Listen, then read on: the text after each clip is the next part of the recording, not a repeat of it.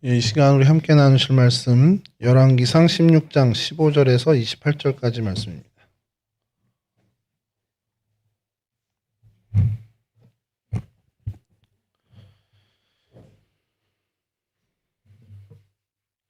열왕기상 16장 15절에서 28절까지 말씀 저랑 한 절씩 교독하도록 하겠습니다. 유다의 아사왕 제27년에 시므리가 디르사에서 7일 동안 왕이 되니라. 그때에 백성들이 블레셋 사람에게 속한 기브돈을 향하여 진을 치고 있더니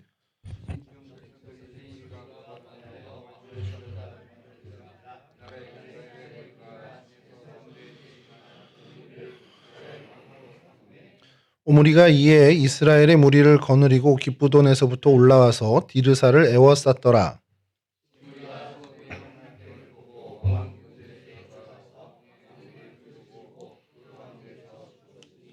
이는 그가 여호와 보시기에 악을 행하여 범죄하였기 때문이니라. 그가 여로보암의 길로 행하여 그가 이스라엘에게 죄를 범하게 한 그 죄 중에 행하였더라.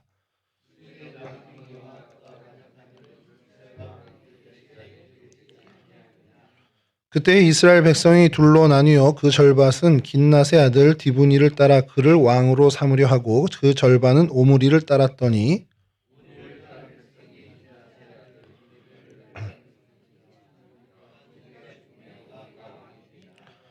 유다의 아사왕 제31년에 오므리가 이스라엘의 왕이 되어 12년 동안 왕위에 있으며 디르사에서 6년 동안 다스리니라.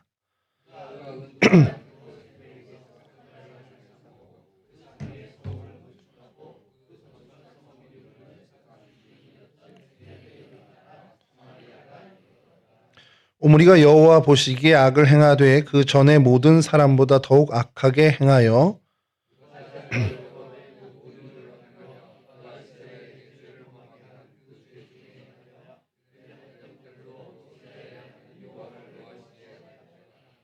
오므리가 행한 그 남은 사적과 그가 부린 권세는 이스라엘 왕 역대지략에 기록되지 아니하였느냐.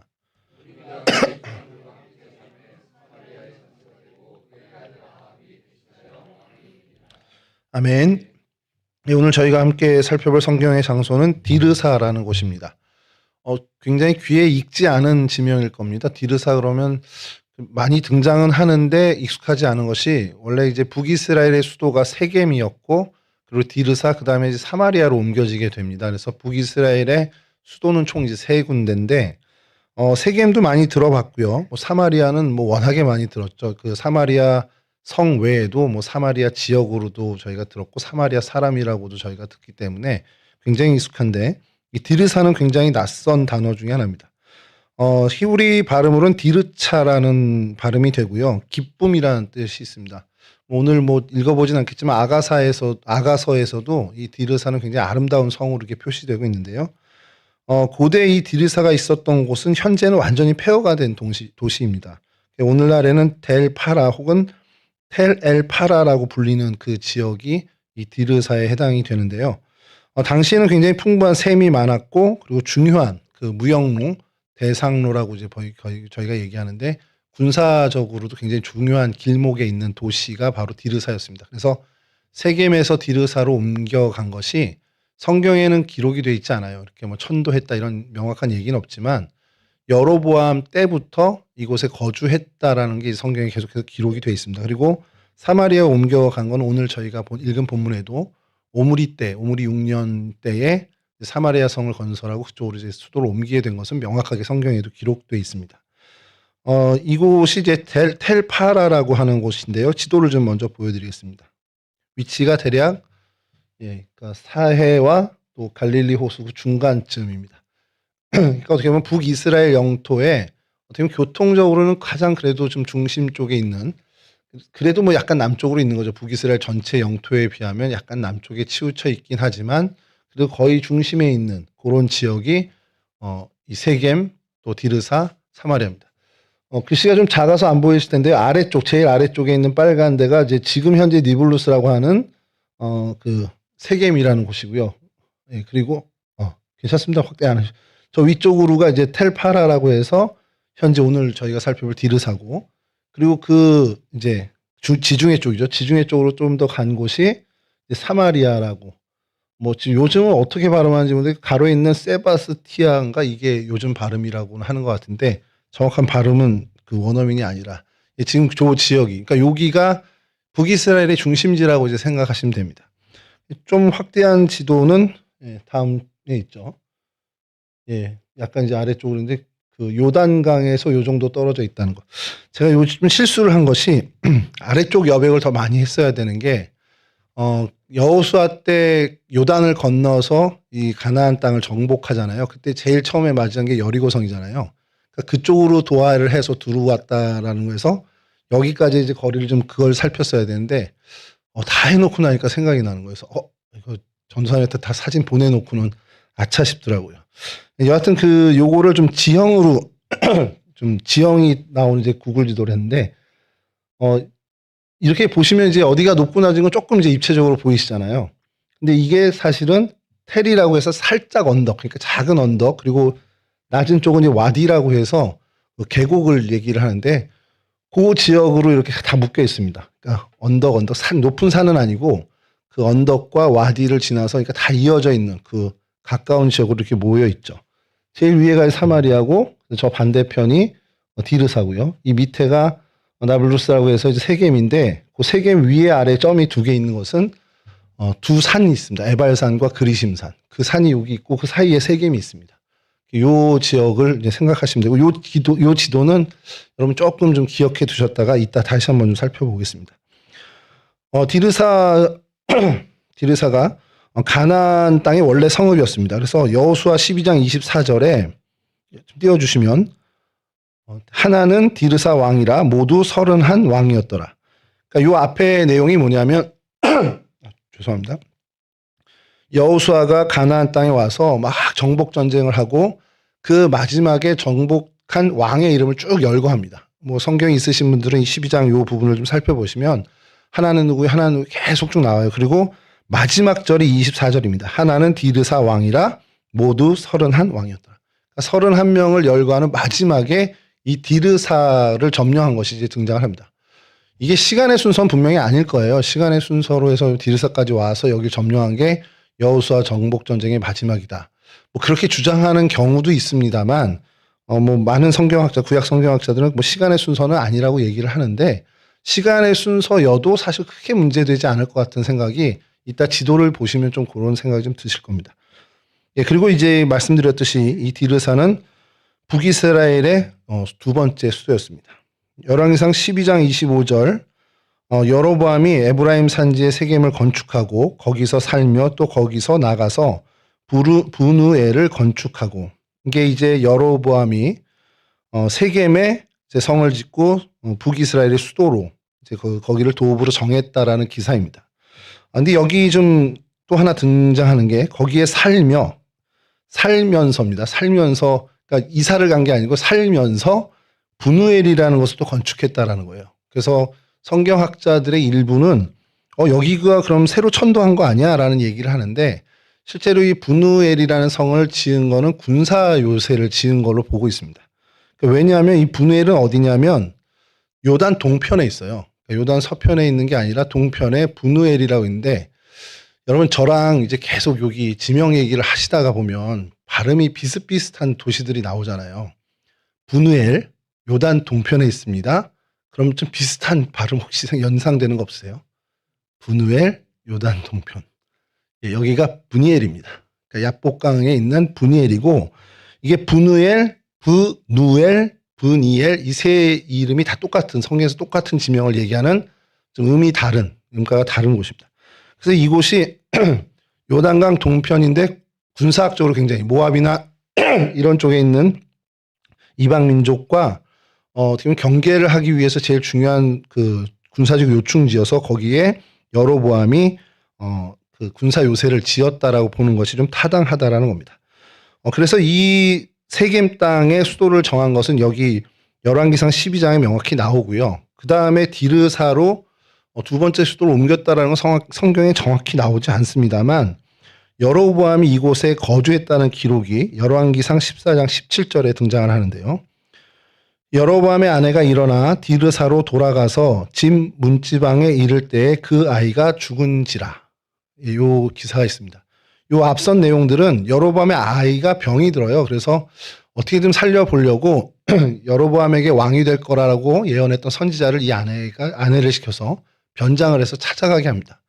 근데 이 아내가 들어올 때 이제 마루를 걷겠죠. 그 걸을 때에 이 선지자가 이미 알아채고서 여로보암의 아내를 들어오라고 왜 이렇게 위장을 하고 왔냐 이러면서 나무를 합니다. 그러면서 얘기하는 것이 여로보암을 하나님이 기대해서 왕으로 세웠는데 전혀 그렇지 않았다. 그래서 하나님께서 이제 벌을 내리신 거다라고 하고 네 걸음이 도읍에 도착할 때 너의 아이가 죽을 거다라고 얘기합니다. 그러나 그 아이만 제대로 장사돼서 묘실에 들어갈 거야. 이렇게 이제 예언을 해주는 그 장면입니다.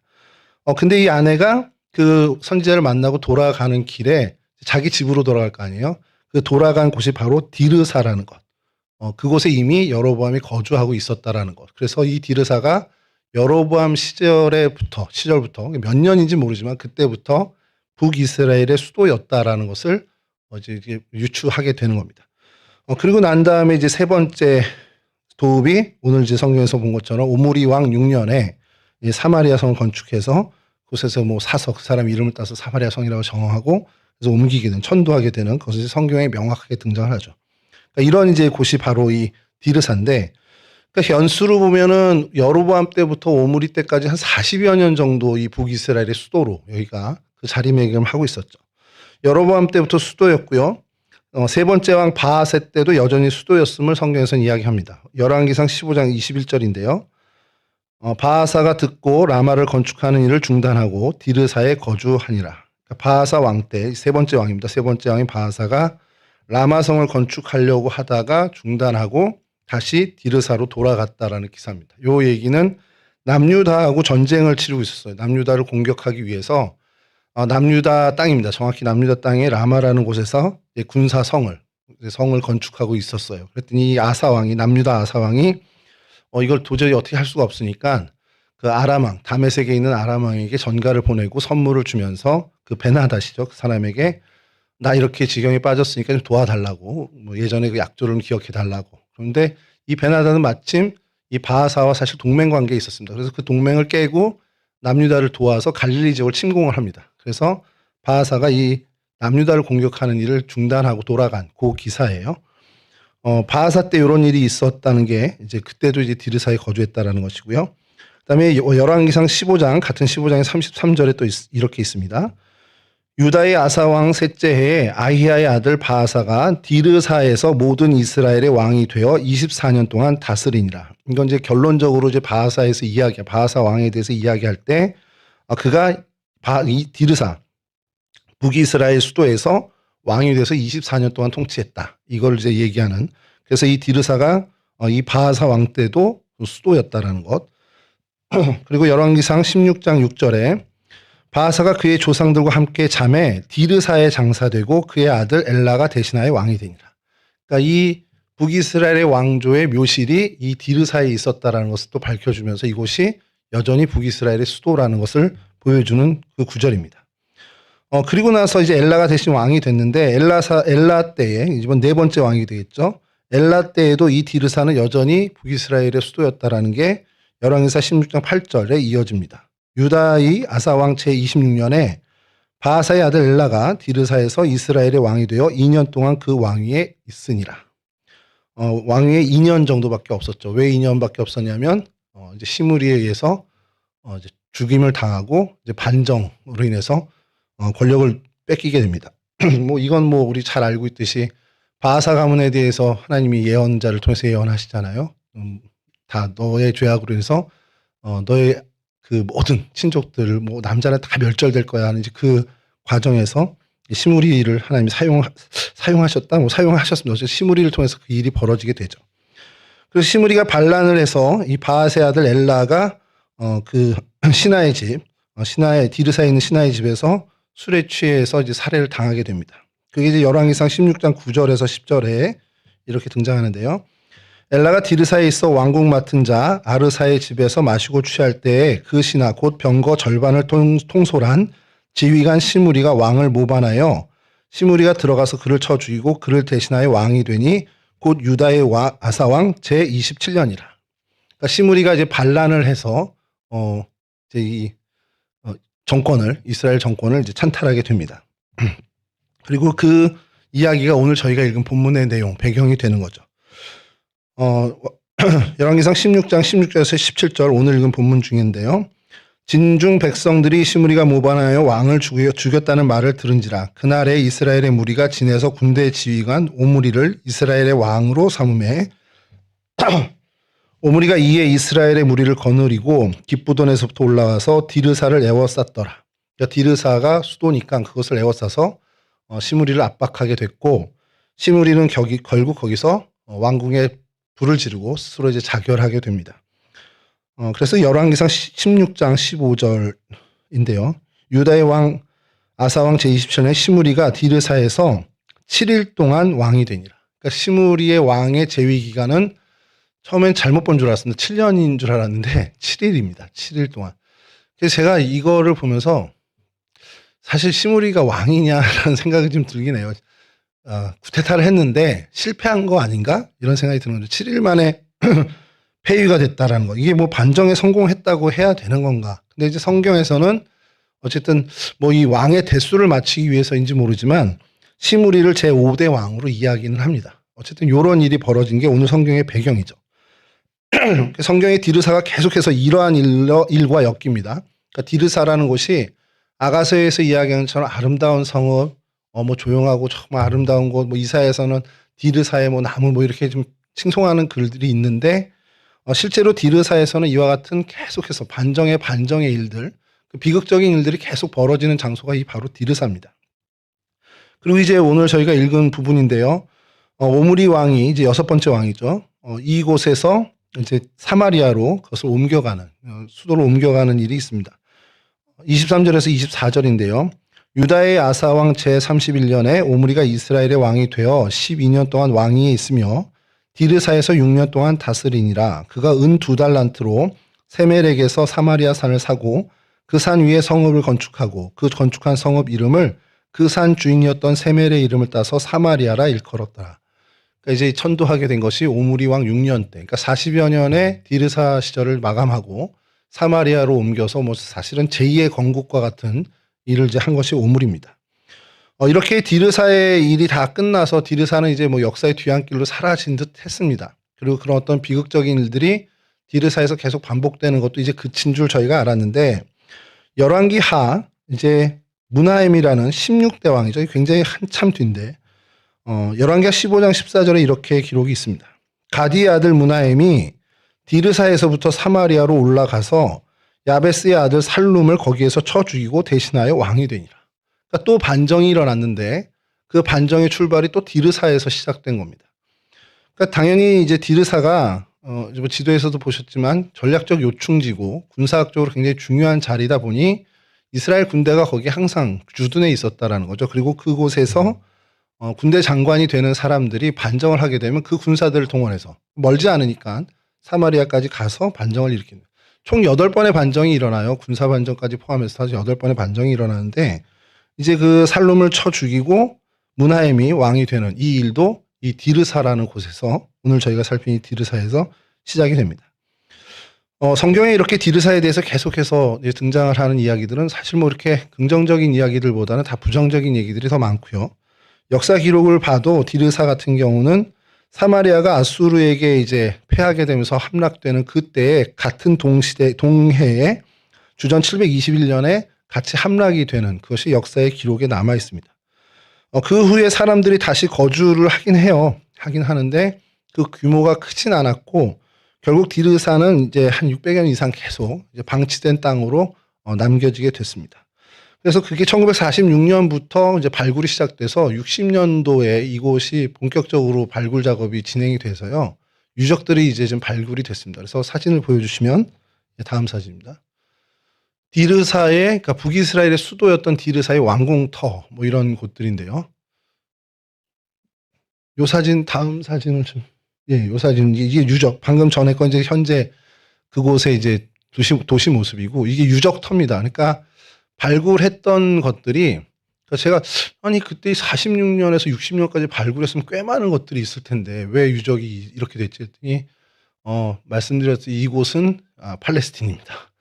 별의별 일이 일어나도 하나도 이상하지 않은 동네고 유적으로 발견된 곳 역시 또 파괴가 되고 또 다시 발굴하면 또 파괴되고 이런 일들이 계속 반복돼서 현재 시점에 남은 유적의 터는 이 정도입니다. 다음 사진 보여주시면 예, 요런 정도로 뭐 풀들이 자라고 관리가 전혀 안 되고 있다는 걸 좀 보고 있죠.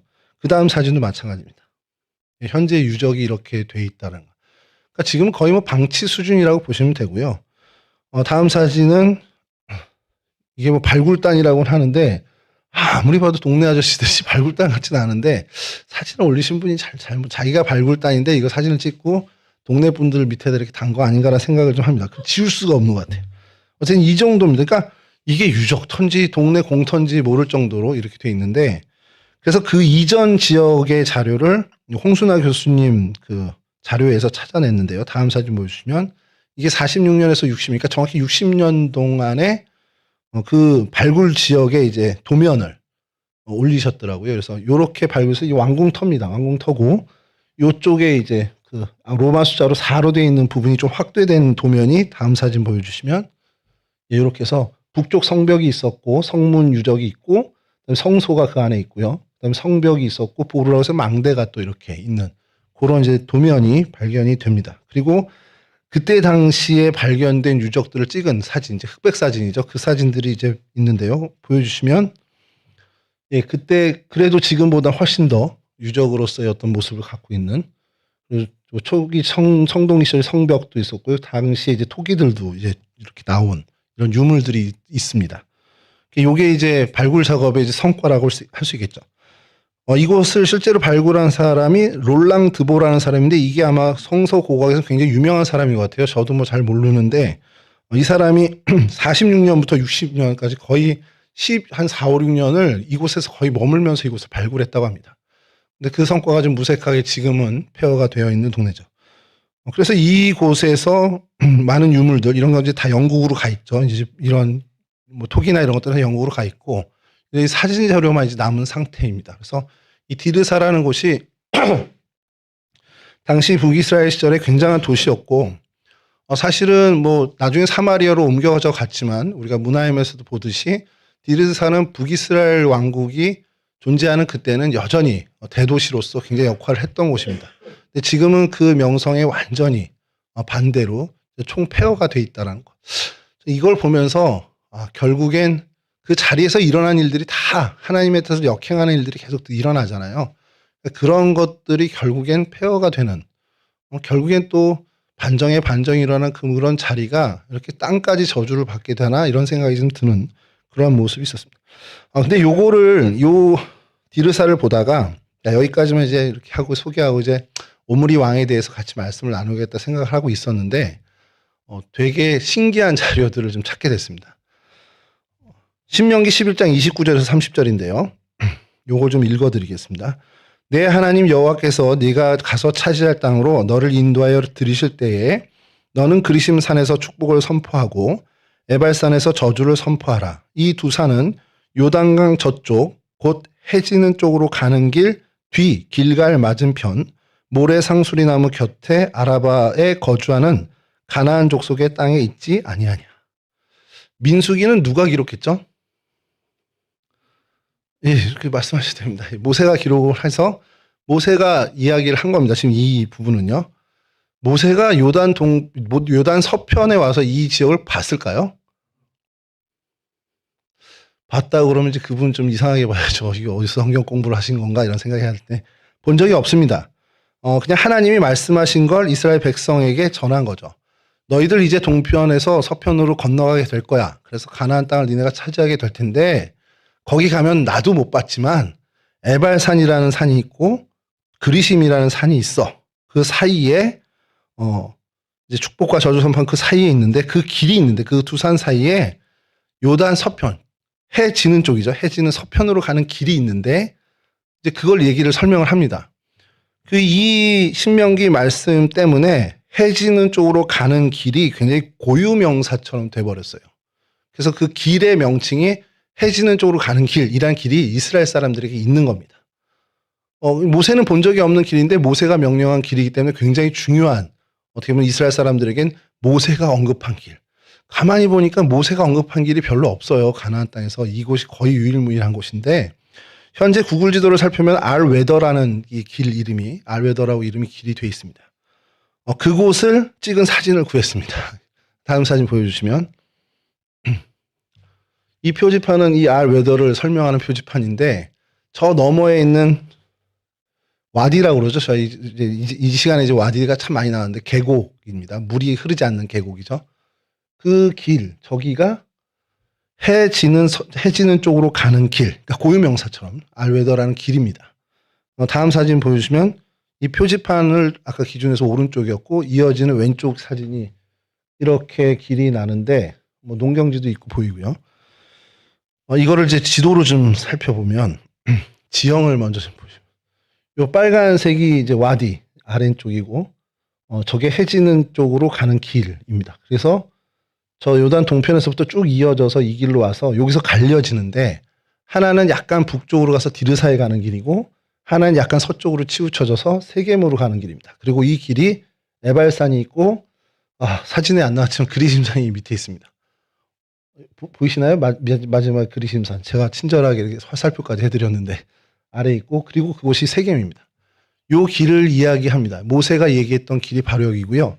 이 사진은 어디서 찍었냐면 이 카르비산이라는 곳에서 찍은 사진입니다. 세겜의 동편에 있는, 세겜의 북쪽엔 에벨산, 남쪽엔 그리심산이 있고 세겜의 땅의 동쪽에는 이 카르비산이라는 곳인데 그 전망대에 이 아까 말씀 표지판이 설치되어 있습니다. 그래서 이렇게 찍혀 있는데 이걸 좀 지형도로 좀 보여드리면 흑백이지만 이렇게 길이 나 있습니다.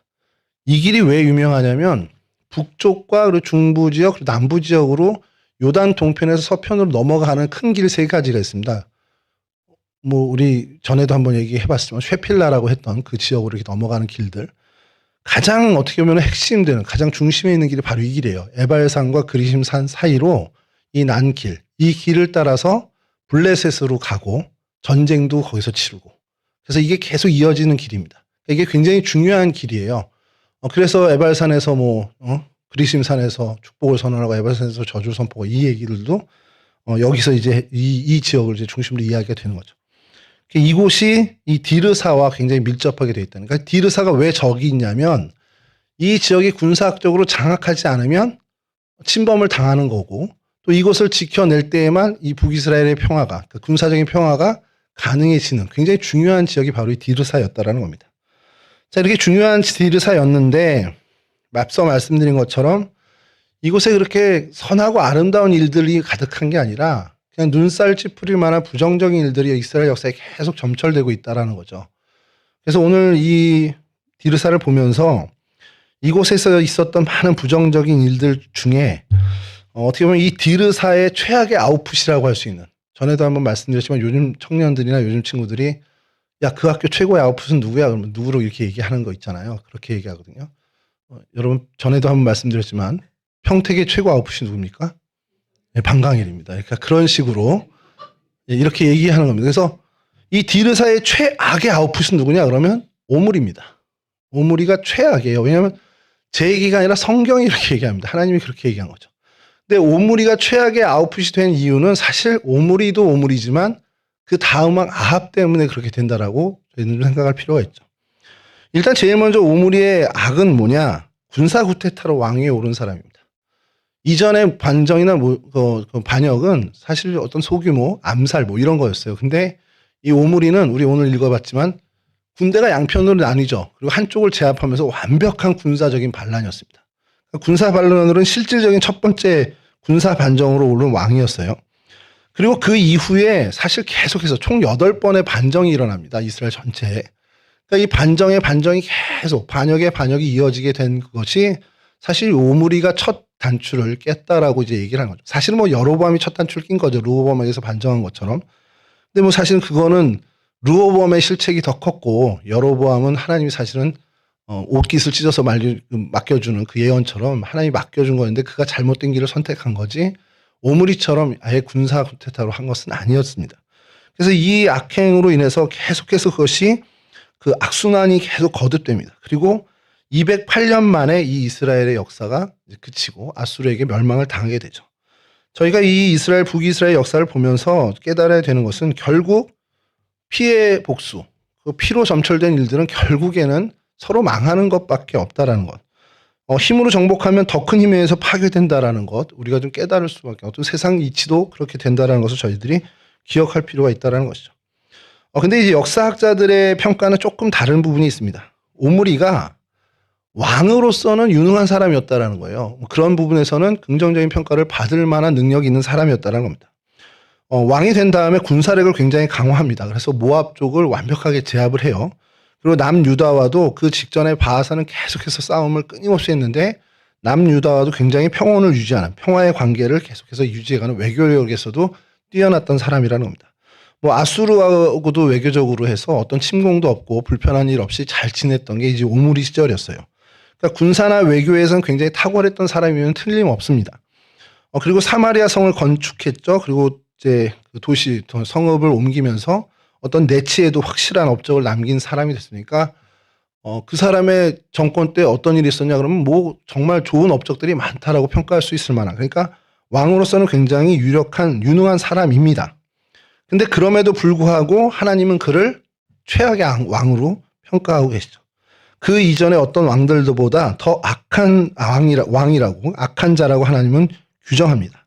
이유는 뭡니까? 단 하나입니다. 여로보암 왕 때부터 내려온 그 금송아지 숭배, 뭐 이제 금송아지는 사라졌다 하더라도 그 우상 숭배를 아주 체계적으로 시스템적으로 강화한 사람이 바로 오므리라는 거예요.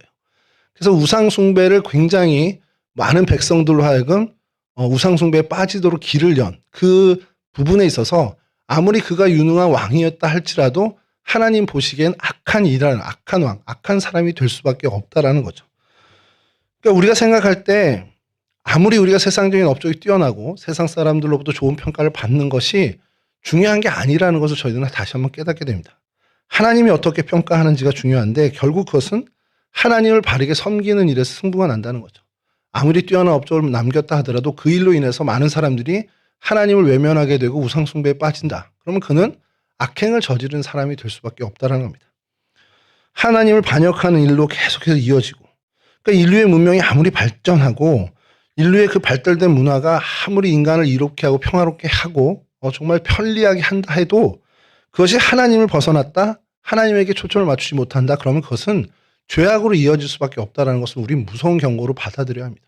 내 삶이 안락해지고 내 삶이 풍요로워지고 내 삶이 이전보다 훨씬 더 여름에 시원하고 겨울에 따뜻한 삶을 산다, 하나님 주신 축복이다, 이렇게 생각할 수 있겠지만 그것으로 인해서 내가 하나님과의 관계가 멀어진다, 내가 하나님께 초점을 맞추는 시선이 점점 흐트러진다, 그럼 그것은 우리를 이롭게 하는 게 아닙니다. 결코 우리에게 유익이 되는 것이 아니라 우리를 망하게 하는 것이라는 거죠. 그것을 우리가 늘 깨어서 점검할 필요가 있다는 것이죠.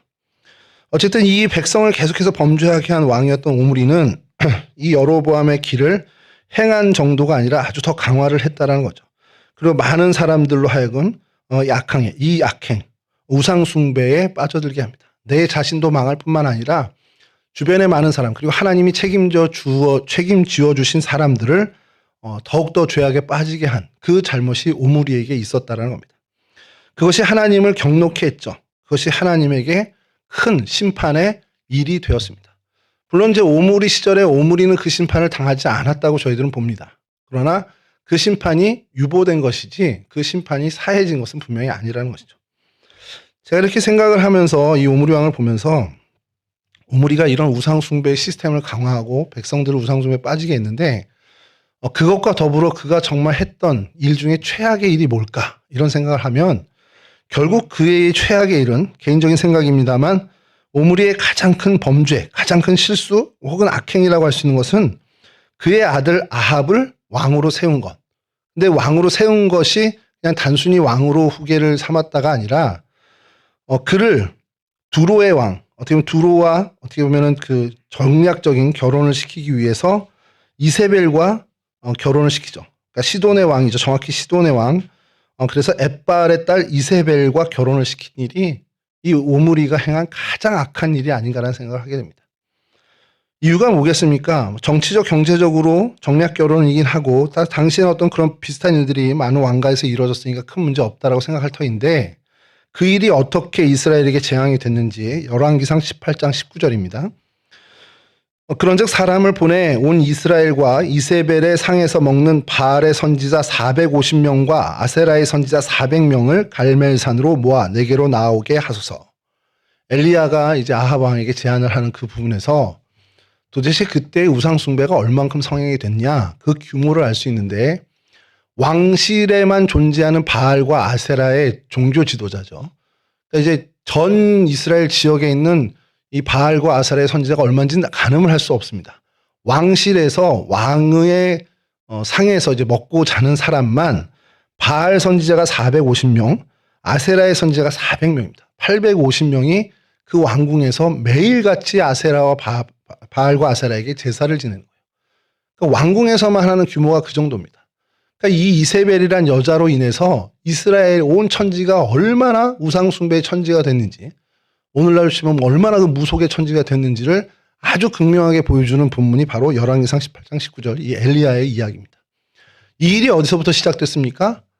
아합이 이세벨과 결혼해서죠. 아합과 이세벨이 어떻게 결혼했습니까? 오므리가 시돈의 왕 엣바알의 딸을 데리고 온 거예요. 두로와의 관계를 잘 해보고자. 굉장히 지혜로운 선택이라고 생각했겠죠, 당시에는. 근데 그 일이 어떻게 영향을 줬습니까? 온 이스라엘이 정말 하나님이 최악의 왕이라고 할 수 있을 정도, 그 시절을 정말 최악의 최악이라고 이야기할 만큼의 나락으로 떨어뜨리게 한 일이 됐다라는 거예요. 여러분, 이 부분을 저희가 읽으면서 정말 저희가 좀 생각해야 되는 것이 하나님의 심판은 절대로 없어지지 않습니다. 시간이 얼마 지나건 간에 하나님은 반드시 그 일을 다루시죠.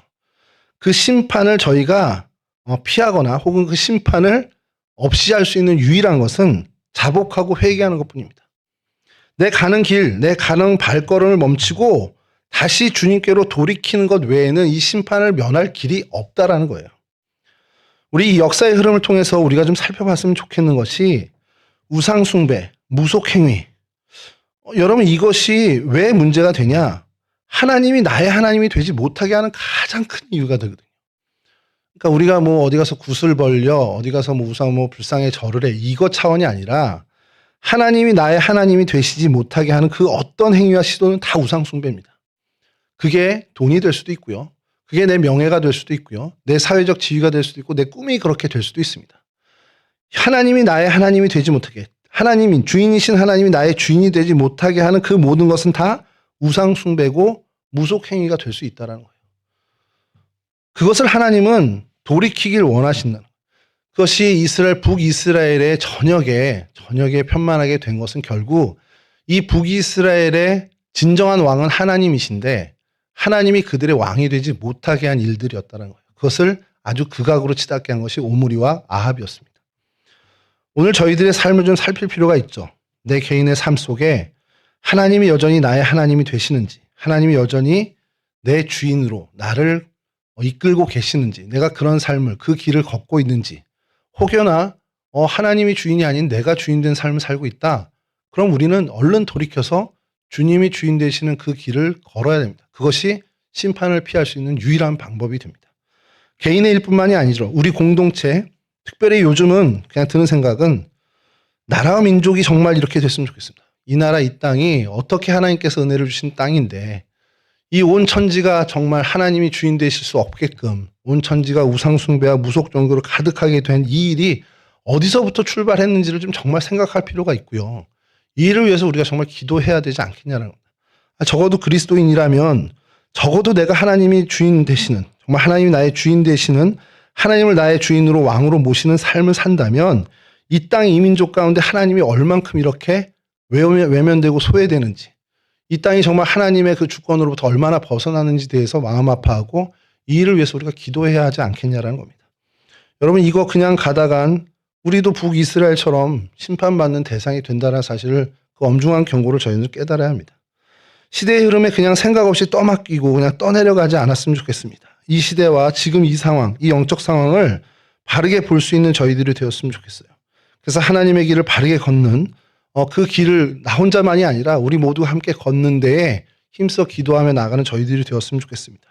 이 땅의 그리스도인들이 정말 바른 하나님의 길을 걷는 그리스도인들을 통해서 하나님께서 하나님의 일을 하시도록 하나님의 공의와 정의가 실현되는 주님이 주인이 되는 이 세상을 이루시도록 우리가 기도하고 애쓰고 우리를 통해서 하나님이 이루시도록 우리가 헌신하는 저와 여러분 되었으면 좋겠습니다. 이와 같은 주님의 거룩한 일에 쓰임받는 하나님의 도구들이 되는 우리 동성애 온 식구들이 되기를 주님의 이름으로 간절히 축원합니다. 함께 기도하고요. 우리 찬양하고 마치도록 하겠습니다.